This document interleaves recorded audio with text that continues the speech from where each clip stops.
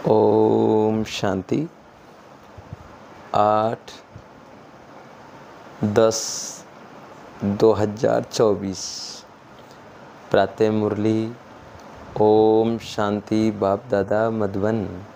बाबा कहते हैं मीठे बच्चे, बुद्धि को रिफाइन बनाना है तो एक बाप की याद में रहो। याद से ही आत्मा स्वच्छ बनेगी। तो बाबा ने कहा मीठे बच्चे, बुद्धि को रिफाइन बनाना है तो एक बाप की याद में रहो। याद में रहो, याद से ही आत्मा स्वच्छ बनती जाएगी, स्वच्छ बनती जाएगी, प्रसन्न। वर्तमान समय मनुष्य अपना टाइम व मनी वेस्ट कैसे कर रहे हैं? उत्तर, बाबा ने कहा जब कोई शरीर छोड़ता है तो उनके पीछे कितना पैसा आदि खर्च करते रहते हैं। जब शरीर छोड़कर चला गया तो उसकी कोई वैल्यू तो रही नहीं, इसीलिए उसके पिछाड़ी जो कुछ करते हैं उसमें अपना टाइम और मनी वेस्ट है। बाबा कहते हैं जैसे जीते जी, अब जीते जी हमने किसी को सुख नहीं दिया, अब वो शरीर छोड़ गया, अब उसके बाद में हम क्या क्या वहाँ का ला कर दे रहे हैं, खिला रहे हैं, तो वो खाने वाला तो है नहीं भाई। आत्मा तो प्रकाश है, लाइट है, तो आत्मा शरीर द्वारा ही तो खाती है। तो जीते जी सुख दें। शरीर से छोड़ने के बाद में तो आत्मा एक शरीर छोड़ दूसरा धारण करती है। कभी भी आत्मा मरती नहीं है, लेकिन वो संस्कार साथ में जाते हैं। इसीलिए देना हो तो कभी भी जीते जी सुख दें। अब जीते जी तो हमने किसी से बातें नहीं की, और जैसे शरीर छोड़ा उसके बाद में हम आंसू बहा रहे हैं, रो रहे हैं, तो वो हमारा किस काम का? और कितना भी खर्च करो, कुछ भी करो, वो तो देखने वाला नहीं है कि भाई क्या कर रहे हैं क्या नहीं कर रहे हैं। इसीलिए कभी भी करना है जो जीते जी करें। ओम शांति। रूहानी बाप बैठ रूहानी बच्चों को समझाते हैं। यह भी ऐसे कहते हैं ना, फिर बाप है या दादा है। दादा भी कहेंगे रूहानी बाप तुम बच्चों को ये नॉलेज सुनाते हैं। पास्ट प्रेजेंट फ्यूचर का वास्तव में सतयुग से लेकर त्रेता अंत तक क्या हुआ है, यह है मुख्य बात। बाकी द्वापर कलयुग में कौन कौन आए, क्या हुआ, उनकी हिस्ट्री जाग्राफी तो बहुत है। सतयुग त्रेता की कोई हिस्ट्री जाग्राफी है नहीं, और तो सबकी हिस्ट्री जाग्राफी है। बाकी देवी देवताओं को लाखों वर्ष पहले ले गए हैं। यह है बेहद की बेसमझी। तुम भी बेहद की बेसमझी में थे, अभी थोड़ा थोड़ा समझ रहे हो। कोई तो अभी भी कुछ भी समझते नहीं है। कुछ बाबा कहते अभी तो कुछ भी समझते नहीं। तो क्या है, अब तो थोड़ा थोड़ा समझने लगे, लेकिन पहले कुछ भी नहीं समझते। तो अभी तो कुछ समझते नहीं। कभी कोई समझ भी रहे हैं, कोई नहीं समझ रहे हैं। लेकिन जो बाबा का बच्चों को जो ज्ञान है वो समझ रहे हैं, जिनको नहीं है वो नहीं समझ रहे हैं। तो बाबा कहते हैं कलयुग को कहाँ लाखों वर्ष कह दिया। अब सतयुग त्रेता द्वापर कलयुग ये तो 1250 वर्ष का युग है। 1250 वर्ष सतयुग, 1250 वर्ष त्रेता युग, 1250 वर्ष द्वापर, 1250 वर्ष कलयुग। सो सतयुग बीता, त्रेता बीता, द्वापर बीता, सतयुग बीता, द्वापर, त्रेता, कलयुग, सब चले गए हैं। अब हम सबको भी जाना है और जा कर के फिर वापस सतयुग में आना, फिर त्रेता में। इस तरीके से ये चक्र फिरता रहता है, लेकिन ये कभी बंद नहीं होता। तो बाबा कहते हैं अभी भी कुछ समझते नहीं हैं, बहुत कुछ समझने का है। बाप ने आबू की महिमा पर समझाया है। बाप ने आकर आबू की महिमा पर समझाया है। इस पर ख्याल करना चाहिए, तुम्हारी बुद्धि में आना चाहिए। तुम यहाँ बैठे हो, तुम्हारा यादगार देलवाड़ा मंदिर कब बना है? बाबा कहते तुम यहाँ बैठे हो, लेकिन तुम्हारा यादगार में देलवाड़ा मंदिर कब बना है? कितने वर्ष बाद बना है? कहते हैं 1250 वर्ष हुए हैं। तो बाकी कितने वर्ष रहे? 3750 वर्ष रहे। तो उन्होंने भी अभी का यादगार और वैकुंठ का यादगार बनाया है। मंदिरों की भी कंपटीशन होती है ना, एक दो से अच्छा बनाएंगे। अभी तो पैसा ही कहाँ है जो बना में? पैसा तो बहुत था, तो सोमनाथ का मंदिर कितना बड़ा बनाया। अब बाबा कहते हैं जिसके पास धन है उसके पास मन नहीं, और जिसके पास मन है उसके पास धन नहीं। तो सोमनाथ का मंदिर एक राजा ने बनाया। किसने? वीर विक्रमादित्य ने सोने का मंदिर, हीरे का शिवलिंग बनाया था। तो बाबा कहते हैं आज तो कोई भी मंदिर वगैरह भी अगर हम सोचते हैं कि भाई इस गांव में यहाँ पर ही मंदिर बनाएं, तो उसके लिए पैसे भी नहीं हो पाते। अब जिसकी लगन है वो बनाना चाहते हैं, लेकिन उसके पास पैसा नहीं है। तो बाबा वही समझा रहे हैं, सोमनाथ का मंदिर कितना बड़ा बनाया, अभी तो बना ना सके। भल आगरे आदि में बनाते रहते हैं, परंतु वह सब है फालतू। मनुष्य तो अंधियारे में है ना, जब तक बनामे तब तक भी विनाश। बाबा कहते हैं जब तक बनामे तब तक विनाश भी आ जाएगा। ये बातें कोई भी नहीं जानते हैं। तोड़ते और बनाते रहते हैं, पैसे मुफ्त में आते रहेंगे, सब वेस्ट होता रहेगा। Waste of time, waste of money, waste of energy. कोई मरता है तो कितना टाइम गंवाते हैं। हम कुछ भी, बाबा कहते हैं हम कुछ भी नहीं करते। आत्मा तो चली गई, बाकी ख्याल क्या? काम की सरफ खाल छोड़ देता है। अब बाबा कहते हैं जिस प्रकार सरफ खाल छोड़ देता है ना, तो बाबा कहते हैं सरफ खाल छोड़ देता, उनकी कोई वैल्यू है क्या? कुछ भी नहीं। भक्ति मार्ग में खाल की वैल्यू है। जड़ चित्र की कितनी पूजा करते हैं, परंतु ये कब आए, कैसे आए, कुछ भी पता नहीं है। अब बाबा कहते हैं भक्ति मार्ग में कितनी पूजा पाठ करते हैं, लेकिन जिन देवी देवताओं की, लेकिन वो देवी देवता हैं कहाँ? भाई जिस देवी देवताओं की पूजा पाठ कर रहे हैं वो देवी देवता हैं क्या? वो तो चैतन्य में आए हुए हैं।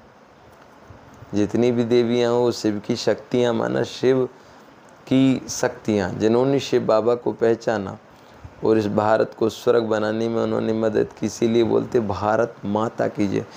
उन भारत माताओं की जय है जिन्होंने भगवान के कार्य में तन से, मन से, धन से, मन सा, वाचा, कर्म नाम में शिव बाबा की यज्ञ में सेवा की, गांव-गांव में जाकर बाबा का संदेश दिया और भारत को स्वर्ग बनाया। उनकी जय बोलते हैं। तो बाबा कहते हैं कुछ भी पता नहीं है। इनको कहा जाता है भूत पूजा, 5 तत्वों की पूजा करते हैं। समझो ये लक्ष्मी नारायण स्वर्ग में राज्य करते थे। अच्छा 150 वर्ष आयु पूरी हुई, शरीर छोड़ दिया, बस शरीर तो कोई काम का ना रहा। उनके वहाँ क्या वैल्यू होगी? आत्मा चली गई, शरीर चांडाल के हाथ दे दिया, वह रस्म रिवाज अनुसार जला देंगे। ऐसे नहीं कि उनकी मिट्टी लेकर उड़ाएंगे। नाम करने के लिए कुछ भी नहीं। यहाँ तो कितना करते हैं, ब्राह्मण खिलाते हैं, ये करते हैं, वहाँ ये कुछ होता नहीं।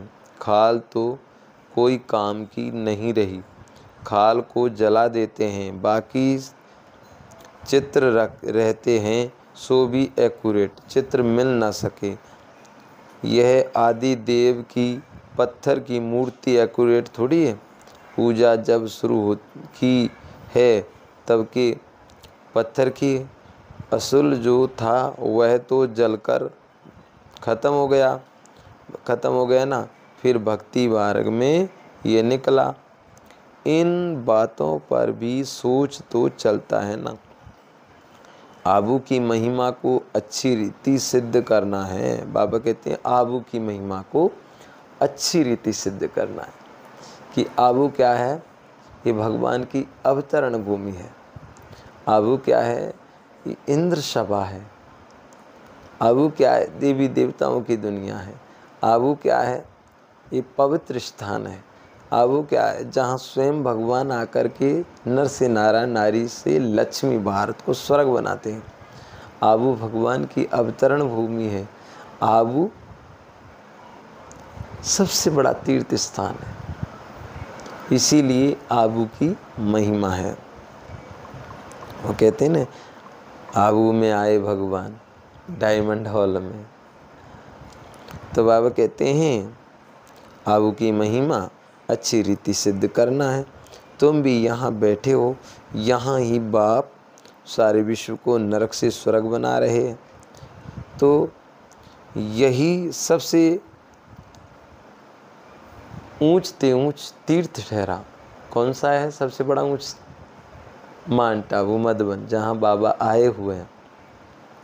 भाई जो जैसे कोई मूर्ति हम बनाते हैं और वो मूर्ति बना करके किसी भी रूम में रखते हैं तो रूम मंदिर बन जाता है। वो जिस दिल में भगवान की याद होती है वो शरीर भी मंदिर की तरह बन जाता है।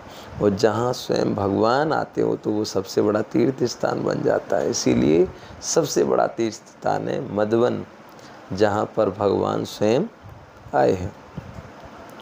तो बाबा कहते हैं तो यही सबसे बड़े, सबसे ऊंच से ऊंच तीर्थ ठहरा। अभी इतनी भावना नहीं है, सिर्फ एक शिव में भावना है। कहाँ भी जाओ, बाबा कहते कहाँ भी जाओ शिव का मंदिर जरूर होगा। अमरनाथ में भी शिव का ही है। कहते हैं शंकर ने पार्वती को अमर कथा सुनाई, वहाँ तो कथा की बात ही नहीं। मनुष्य को कुछ भी समझ नहीं है।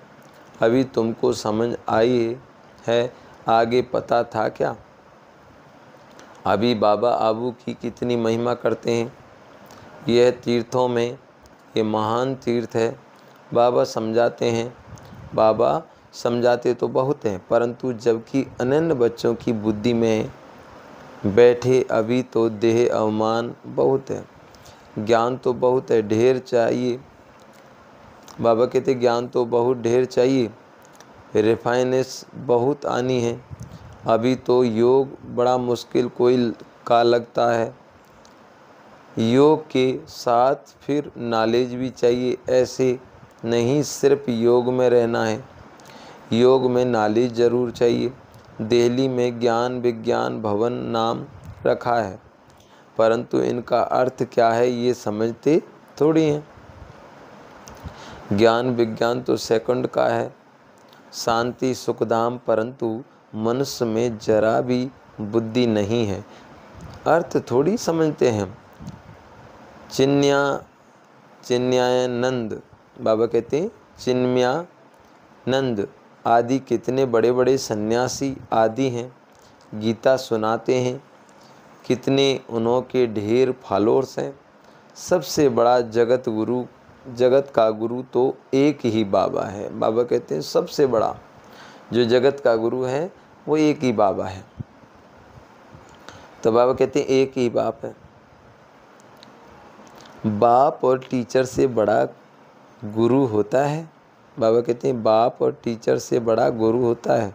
स्त्री कभी दूसरा पति नहीं करेगी तो गुरु भी दूसरा नहीं करना चाहिए। एक गुरु किया उनको ही सद्गति करनी है, फिर और गुरु क्यों? सतगुरु तो एक ही बेहद का बाप है। अब कहते हैं ना, गुरु ब्रह्मा गुरु विष्णु गुरुदेव महेश्वरा गुरु साक्षात पारब्रह्म तस्मै श्री गुरुवे नमः। तो जो ब्रह्मा विष्णु शंकर का भी गुरु परमात्मा शिव बाबा निराकार ज्योति स्वरूप, उस सब आत्माओं के माता है, पिता है, भाई है, बंधु है, सखा है, दोस्त है, वो गुरु है। तो वही है सबसे बड़ा। तो बाबा कहते हैं गुरु क्यों? सतगुरु तो एक ही है, बेहद का बाप, सबकी सदगति करने वाला है। परंतु इन बातों को बहुत हैं जो बिल्कुल समझते नहीं हैं। बाप ने समझाया यह राजधानी स्थापन हो रही है तो नंबर वार होंगे ना। कोई तो रिंचक भी समझ नहीं सकते। ड्रामा में पार्ट ऐसा है। टीचर तो समझ सकते हैं, जिस शरीर द्वारा समझाते हैं उनको भी मालूम पड़ता होगा। यह तो गुड़ जाने गुड़ की गोथरी जाने। बाबा कहते हैं गुड़ जाने गुड़ की गोथरी जाने। गुड़ शिव बाबा को कहा जाता है। बाबा कह रहे हैं गुड़ किसको कहा जाता है? शिव बाबा को कहा जाता है। वो सबकी अवस्था को जानते हैं। हर एक की पढ़ाई से समझ सकते हैं कौन कौन कैसे पढ़ते हैं, कितनी सर्विस करते हैं, कितना बाबा की सर्विस में जीवन सफल करते हैं। ऐसे नहीं, इस ब्रह्मा ने घर बार छोड़ा इसीलिए लक्ष्मी नारायण बनते हैं, मेहनत करते हैं ना। यह नॉलेज बहुत ऊंची है। कोई अगर बाप की अवज्ञा करते हैं तो एकदम पत्थर बन पड़ते हैं। बाबा ने समझाया था ये इंद्र सभा है। बाबा कहते हैं बाबा ने समझाया ये क्या है? इंद्र सभा है। बताते हैं कि भाई इंद्र सभा में कोई भी मनुष्य आ नहीं सकते। तो क्या है इंद्र सभा? माना जहाँ पवित्र आत्मा है, जहाँ बताते परियां माना फरिश्ते, जो देवकुल की आत्माएं, जो फरिश्ते, जो योगी पवित्र आत्माएं ही वहाँ जा सकते। कहाँ? भगवान से मंगल मिलन मनाने के लिए, मधुबन मांटा वो। तो बाबा कहते हैं इंद्र सभा है। शिव बाबा ज्ञान वर्षा करते हैं। उनकी अवज्ञा की तो शास्त्रों में लिखा हुआ है। शिव बाबा कौन है? जैसे इंद्र है ना, बारिश बरसाते हैं, तो इसी तरह कहावत है ना, इंद्र के बारिश बरसाते हैं। तो ऐसी ही हम सभी को ज्ञान नहीं है, इसके कारण हम सभी भूल चुके हैं। ज्ञान की वर्षा करने वाला कौन है? परमात्मा। तो उसको इंद्र कहा जाता है। तो इंद्र सभा, उस सभा में जब ज्ञान बरसता है उस सभा में, तो बाबा कहते हैं ज्ञान वर्षा करते हैं। उनकी अवज्ञा की तो शास्त्रों में लिखा हुआ है, पत्थर बुद्धि हो गए। तो क्या हो गए? पत्थर बुद्धि हो गई। इसलिए बाबा सबको लिखते रहते हैं, साथ में संभाल से कोई को ले आओ। ऐसे नहीं भिखारी अपवित्र यहाँ कर बैठे, नहीं तो फिर ले आने वाली ब्राह्मणी पर दोष पड़ जाता है। ऐसे कोई ले नहीं आना है। बाबा कहते हैं अगर कोई अपवित्र आत्मा है और उसको ले गए तो बाबा कहते हैं ब्राह्मणी पर दोष पड़ जाता है। ऐसे कोई को ले नहीं आना है। बड़ी रेस्पॉन्सिबिलिटी है। बहुत ऊंच बाप है, तुमको विश्व की बादशाही देते हैं तो उनका कितना रिगार्ड रखना चाहिए। बहुतों को मित्र संबंधी आदि याद पड़ते हैं, बाप की याद है नहीं। अंदर ही अंदर गुटखा खाते रहते हैं। बाप समझाते हैं यह है आसरी दुनिया, अभी देवी दुनिया बनती है। हमारी यह ऑब्जेक्ट यह लक्ष्मी नारायण बनना है। जो भी चित्र हैं सबकी बायोग्राफी को तुम जानते हो। मनुष्य को समझाने के लिए कितनी मेहनत की जाती है तुम भी समझते हो। यह कुछ भी अच्छा बुद्धिमान है। बाबा कहते यह कुछ अच्छा बुद्धिमान है। ये तो कुछ नहीं समझते हैं। तुम बच्चों में जिसने जितना ज्ञान उठाया है उस अनुसार ही सर्विस कर रहे हैं। मुख्य बात है ही गीता के भगवान की। सूर्यवंशी देवी देवताओं का यह एक ही शास्त्र है, अलग अलग नहीं है। ब्राह्मणों का भी अलग नहीं है। ये बड़ी समझने की बातें हैं। इस ज्ञान मार्ग में भी चलते चलते अगर विकार में गिर पड़े तो ज्ञान बह जाएगा। बहुत अच्छे अच्छे जाकर भिखारी बने हैं तो पत्थर बुद्धि हो गए। इसमें बड़ी समझ चाहिए। बाप जो समझाते हैं उनको उगारना चाहिए। यहाँ तो तुमको बहुत सहज है, कोई लौकिक कार्य व्यवहार हंगामा आदि नहीं। बाहर में रहने से धंधे आदि की कितनी चिंता रहती है। बाबा कहते बाहर में रहने से धंधा आदि की कितनी चिंता रहती है। माया खूब तूफान में लाती है।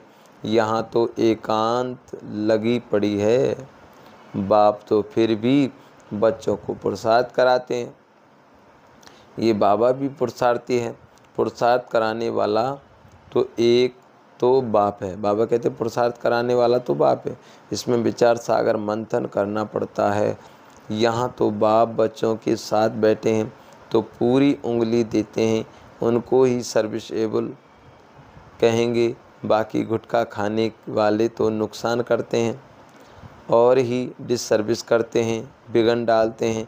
ये तो जानते हो। महाराजा महारानी बनेंगे तो उन्हों के दास दासियां भी चाहिए, वह भी यहाँ के ही आएंगे। सारा मदार पढ़ाई पर है। इस शरीर को भी खुशी से छोड़ना है, दुख की बात नहीं है। तो बाबा कहते हैं पुरुषार्थ के लिए टाइम तो मिला हुआ है।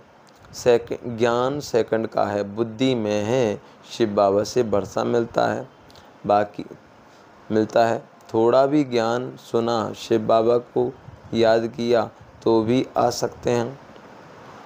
प्रजा तो बहुत बनने की है। हमारी राजधानी सूर्यवंशी चंद्रवंशी यहाँ स्थापन हो रही है।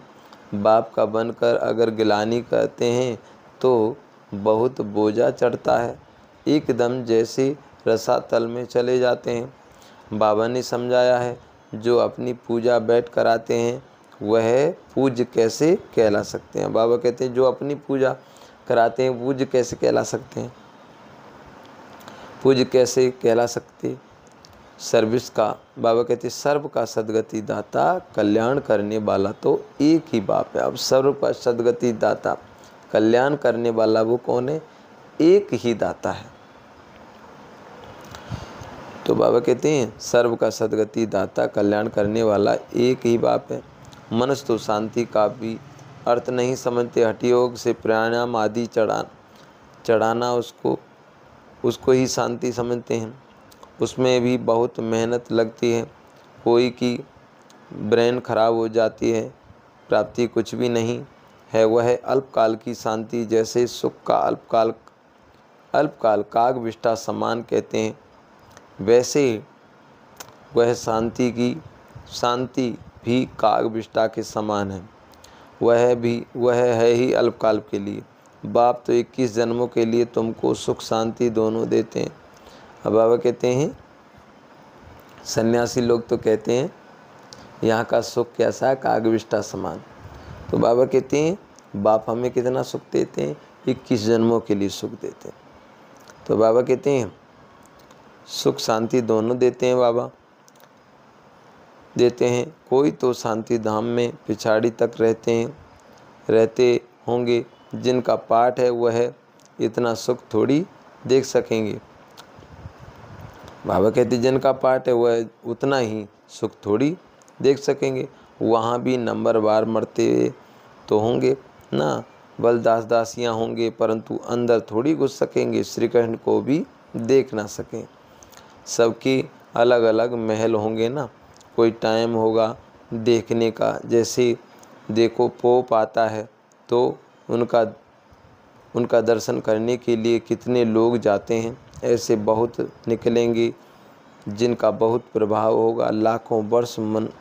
लाखों मनुष्य जाएंगे दर्शन करने के लिए। यहाँ शिव बाबा का दर्शन कैसे होगा, ये तो समझने की बातें हैं।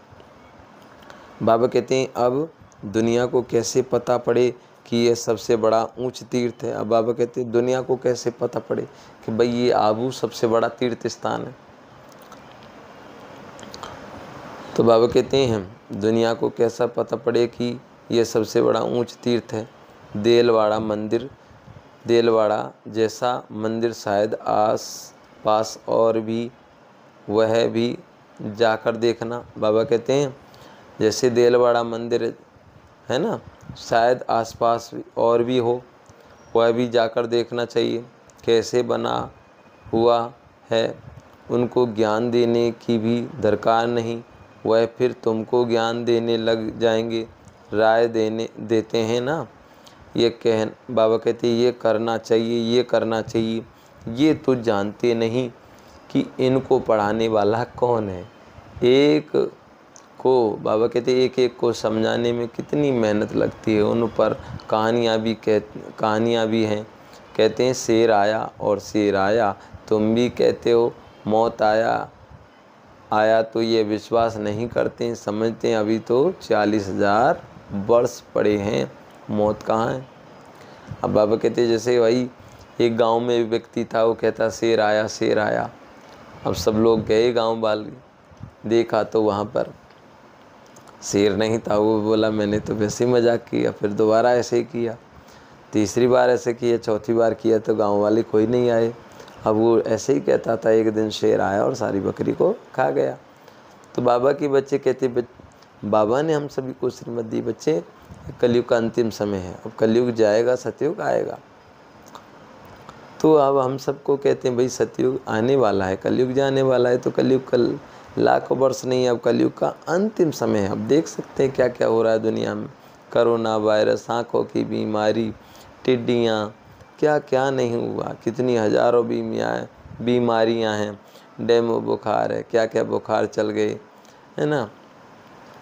तो ये सब क्या है, अब बाढ़ तूफान धरती, ये क्या क्या हो रहे हैं, कहीं लड़ाई कहीं झगड़ा है। तो ये कलयुग का अंतिम समय है, अब समय का भरोसा नहीं है। तो बाबा कहते हैं वो तो कहते हैं अभी तो 40,000 वर्ष पड़े हैं, मौत कहाँ से आएगा, परंतु मौत आना तो ज़रूर है, सबको ले जाएंगे, वहाँ भी किचड़ा होता है। बाबा कहते हैं सबको ले जाएंगे, वहाँ कोई भी किचड़ा होता नहीं। कहाँ पर, सतयुग त्रेता में भी।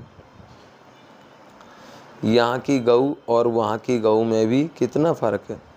श्री कृष्ण थोड़ी गई हैं चराता था, उनके पास तो दूध हेलीकॉप्टर में आता होगा, ये कीचड़ पट्टी दूर रहती होगी, सामने घर में थोड़ी कीचड़ा रहेगा। बाबा कहते हैं गाय वगैरह वहाँ पर जैसे सतयुग त्रेता में दूर दूर होंगी, दूर दूर होती हैं, तो वहाँ विमान द्वारा दूध लेकर आते हैं। लेकिन ये नहीं है घर में ही कीचड़ वगैरह थोड़ी करते हैं, वहाँ पर जगह की कमी नहीं है। तो बाबा कहते हैं कीचड़ पत्ती दूर रहती होगी, सामने घर में थोड़ी कीचड़ा रहेगा, वहाँ तो अपरम अपार सुख है, जिसके लिए पूरा पुरुषार्थ करना है। कितने अच्छे अच्छे बच्चे सेंटर से आते हैं, बाबा देखकर कितना खुश होते हैं। नंबरवार पुरुषार्थ अनुसार फूल निकलते हैं, फूल जो हैं वह अपने को भी फूल समझते हैं। दिल्ली में भी बच्चे कितनी सर्विस करते हैं रात दिन, ज्ञान भी कितना ऊंच है। आगे तो कुछ नहीं जानती थी, अब कितनी मेहनत करनी पड़ती है। बाबा के पास तो सब समाचार आते हैं, कोई का सुनाते हैं कोई का नहीं सुनाते हैं, क्योंकि ट्रेटर भी बहुत होते हैं, बहुत फर्स्ट क्लास भी ट्रेटर्स बन पड़ते हैं, थर्ड क्लास भी ट्रेटर हैं। थोड़ा ज्ञान मिला तो समझते हैं हम शिव बाबा के भी बाबा बन गए। पहचान तो है नहीं कि कौन नॉलेज देते हैं, अच्छा मीठे मीठे सिकिल दे। बच्चों प्रति माता पिता बाप दादा का याद प्यार और गुड मॉर्निंग। रूहानी बाप की रूहानी बच्चों को नमस्ते। हम रूहानी बच्चों की रूहानी माता पिता बाप दादा को याद प्यार गुड मॉर्निंग और नमस्ते नमस्ते नमस्ते। शुक्रिया बाबा, आपका कोट कोट बार धन्यवाद, शुक्रिया। धारणा के लिए मुख्य सार, विश्व की बादशाही देने वाले बाप का बहुत बहुत रिगार्ड रखना है। बाप की सर्विस ने अपनी जीवन सफल करनी है, पढ़ाई पर पूरा पूरा ध्यान देना है।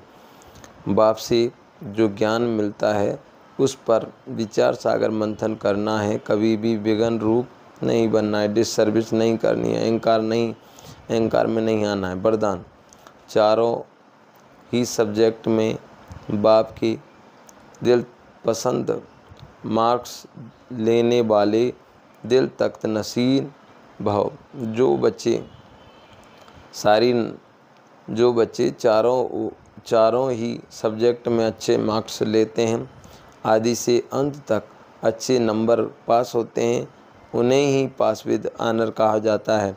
बीच बीच में मार्क्स कई हुई फिर भी मेकअप किया, ऐसे नहीं, लेकिन सभी सब्जेक्ट में बाप के दिल पसंद ही दिल तख्त नसीन बनते हैं। साथ साथ ब्राह्मण संसार में सर्व के प्यारे, सर्व के सहयोगी, सर्व का सम्मान प्राप्त करने वाले दिल तख्त नसीन सो राज्य तख्त नसीन बनते हैं। स्लोगन: दिलरुबा वह है जिसके दिल में सदा यही आनंद अनहद गीत बजता रहे कि मैं बाप की बाप मेरा। दिलरुबा वह है जिसके दिल में सदा यही अनहद गीत बजता रहे कि मैं बाप की बाप मेरा। तो प्यारे बाबा ने हम सभी को आज की मुरली सुनाई, इसीलिए कभी भी मुरली मिस नहीं करनी है। आबू सबसे बड़ा तीर्थ स्थान है, समस्त आत्माओं को बाबा का संदेश देना है कि इंद्र सभा है। आबू क्या है? इंद्र सभा है, सबसे बड़ा तीर्थ स्थान है, यहाँ भगवान आते हैं, पवित्र भूमि है, जहाँ देवी देवताओं की भूमि, यहाँ भगवान की अवतरण भूमि है, यहाँ भगवान आते हैं। इसीलिए जिसने आबू नहीं देखा उसने कुछ नहीं देखा, इसलिए एक बार आबू अवश्य देखें, क्योंकि भगवान स्वयं धरती पर आए हुए हैं। और मुरली कभी भी मिस नहीं करें, मुरली ही आत्मा का भोजन है। ओम शांति, ओम शांति, ओम शांति। समस्त विश्व की आत्माओं से मैं कोट कोट बार क्षमा मांग रही हूँ और दिल से समस्त विश्व की आत्माओं को क्षमा कर रही हूँ। बाबा ने कहा किसी के प्रति मन में भी, मन सा वाचा कर्म, तन से, मन से, धन से, किसी के भी प्रति गलत भावना नहीं हो। सबको आत्मा देखना है, सबको आत्मा समझना है। बस कोई कुछ गाली दे रहा है उसको भी सहन कर जाना है कि अगर कोई गाली दे रहा है, कोई हमारी चुगली कर रहा है, इसने कहीं ना कहीं हमने वो चुगली या गाली दी थी, इसके कारण हमारी हो रही। क्योंकि ये संगम युग है, एक करते हैं उसका 100 गुना मिलता है। तो एक चुगली की किसी की तो 100 तो होंगी। अगर हमने एक बुराई की तो 100 बुराई हमारी होगी। इसीलिए सबको सुख दो, दुआएं दो, दुआएं लो। ओम शांति, ओम शांति।